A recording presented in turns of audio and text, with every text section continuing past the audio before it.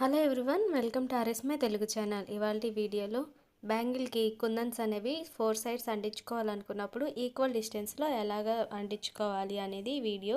ముందుగా ఒక పేపర్ తీసుకొని గాజు పెట్టుకొని ఆ గాజులో నుండి ఈ విధంగా సర్కిల్ గీసుకోవాలి. సర్కిల్ గీసుకున్న తర్వాత ఆ పేపర్ని రౌండ్గా కట్ చేసుకోవాలి. మనం ఎంత వరకు అయితే సర్కిల్ గీసుకున్నామో అది కరెక్ట్గా. ఇప్పుడు కరెక్ట్గా మిడిల్లోకి ఈ విధంగా 4 సైడ్స్ మర్చుకోవాలి.